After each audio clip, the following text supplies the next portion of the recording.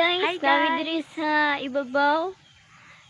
Katong pictureanan namo sa unang at kadang pagmuli siya. So look at the view. Nindot siya kadaghag fogs. Then daga lang siya saging guys. Yan. Para mas makita nyo. Oh. Sa una nindot na siya dara kay straight lang ang view, tas yung inigtanaw nimo, makita mo yung halaga mo.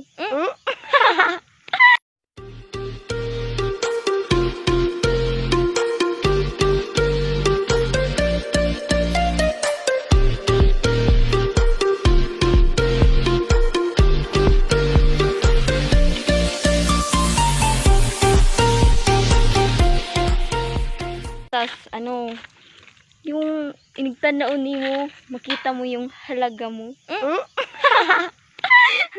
Wait ako guys, sayang daghan siya saging. Dot unta kay na siya dira. Pwede mo diri mo bisita sa mong lugar, diri lang sa sawmill ay para purok 5 na din siya diri guys. So ayun, nami diri dapin sa karsada daghag motor mo agi sa mo kayo.